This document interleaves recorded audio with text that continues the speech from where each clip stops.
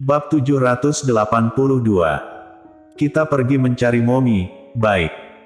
Pada akhirnya, Glenn juga terbujuk oleh Audrey Han. Bisa dikatakan juga kalau ia tidak berdaya sama sekali. Lagi pula kalau Audrey Han tidak setuju, ia juga tidak berani menantang keinginan Mominya. Usai memutuskan panggilan, Glenn pun memegang ponselnya dengan tidak senang, sambil duduk di sana dengan tampangnya yang sedih. Ketika Gita masuk ke dalam, ia langsung menemukan adegan ini dan menghampirinya dengan merasa sedikit kocak. "Ada apa? Mengapa kamu memasang tampang seperti habis diperlakukan buruk oleh seseorang?" Glenn mendengus pelan, lalu berbalik badan tidak menghiraukannya. "Biarkan aku tebak," Gita terkekeh dan ikut bergerak ke arah ia berbalik badan. Gita juga menaruh tangannya di atas pundak Glenn. "Apakah kamu diam-diam memberi panggilan video kepada momimu?" Lalu lagi-lagi ditolak olehnya. "Tante Gita jahat." Glenn mendongak dan melototi Gita kesal. Tampangnya ini sungguh membuat Gita tidak tahan untuk terbahak-bahak. Selesai tertawa, ia menemukan wajah Glenn yang mengembung kesal, dan langsung membungkuk badan mencubit pipinya. "Sudahlah, Tante Gita sama sekali tidak jahat. Bukankah tahun baru juga sudah mendekat? Aku tebak, saat itu momimu juga bisa mendapatkan dedimu, lalu membawanya pulang dan melewati tahun baru bersamamu." Glenn masih mengerucutkan mulutnya. "Aku tidak percaya. Sepertinya beberapa hari ini Momi tidak ada perkembangan sama sekali." Dengan seperti ini, Glenn benar-benar jadi sangat kasihan. "Tante Gita, tolong Glenn, yuk." "Gita, Tante berjanji kepada Glenn, jika saat tahun baru, Momi masih belum membawa Dedi pulang, Tante harus membawa Glenn pergi mencari Momi." "Baik." Semakin ke akhir, suasana hati Glenn menjadi semakin semangat, mata gelapnya yang bagai kelereng hitam itu pun terisi penuh dengan harapan. Gita seketika merasa kesulitan dan menggigit bibir bagian bawahnya, sepertinya. "Ini kurang baik, bukan?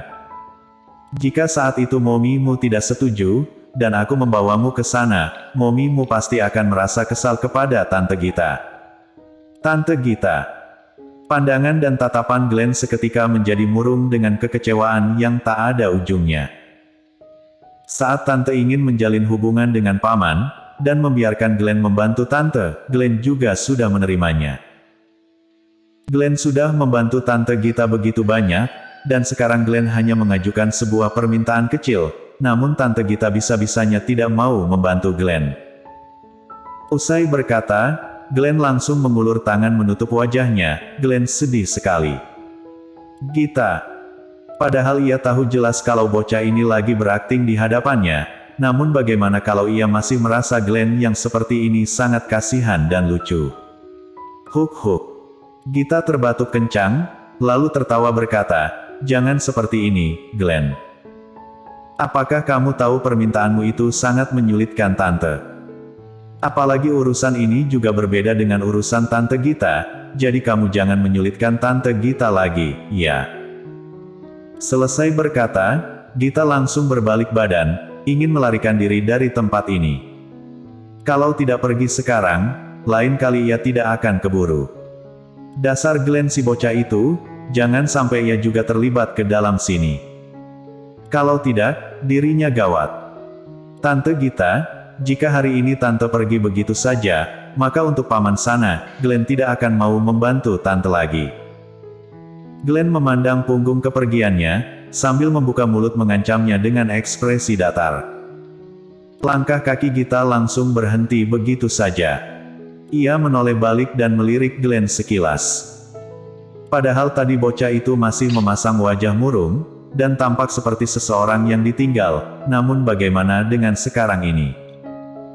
Ia tampak sangat datar dan tenang, bahkan bola matanya yang gelap itu juga terisi penuh dengan kepercayaan diri. Padahal ia hanyalah seorang anak kecil, mengapa ia bisa memiliki ekspresi seperti ini? Apakah ia ini adalah anak kecil yang biasa? Bukan.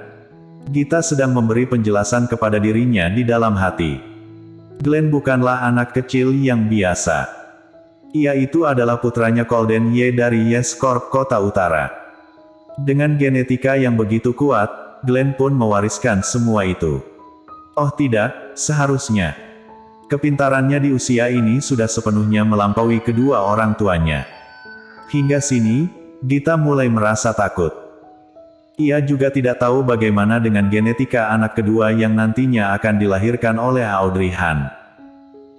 Itu, Glenn, kamu harus tahu, bukan Tante Gita yang tidak mau membantumu, tapi semua ini memanglah maksud momimu. Momimu juga sudah mengatakan itu kepadamu, bukan? Ia tidak setuju membiarkan kamu ke sana, karena ia memiliki pikirannya sendiri. Jika kita bersikeras untuk menantang keputusannya, dan pergi ke sana, bagaimana kalau momimu tidak mau memedulikan kita berdua? Dan bagaimana kalau ia membuang kita di jalanan? Jangan-jangan kamu mau terlantar bersama tante di jalanan. Saat itu, kita akan sangat menyedihkan. Glenn berkedip-kedip mata, sambil mengambil ponsel berkata. Pada saat itu, kita boleh memesan hotel dulu, Tante Gita.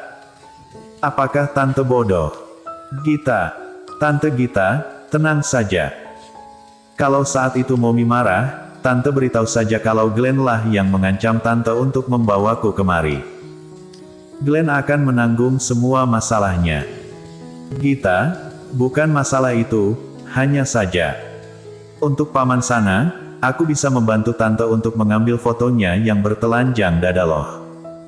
Apa? Gita merasa dirinya seperti mendengarkan sesuatu yang ganjil. Foto bertelanjang dada. Dengan pikiran seperti ini, otak Gita seketika penuh dengan tampang Audrey Han yang tidak memakai baju, dan bertelanjang dada. Otot perut dan dada yang kuat. Ia tidak boleh lanjut membayangkannya lagi. Gita langsung menghentikan pikirannya dan melambaikan tangan. Tidak boleh. Entah bagaimanapun itu, tetap tidak boleh.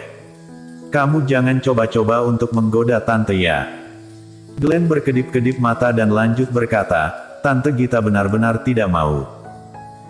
Otot perut paman sangat mantap loh, aku pernah melihat foto-foto di internet, dan mereka semua kalah jauh dari paman. Kalau Tante Gita kehilangan kesempatan ini, maka tidak ada lain kali lagi loh. Usai berkata, Glenn lompat turun dari kursinya, dan mengambil ponsel berjalan keluar dengan santai. Gita melihat punggung kepergian Glenn, lalu memikirkan lagi otot perutnya Audrey Han.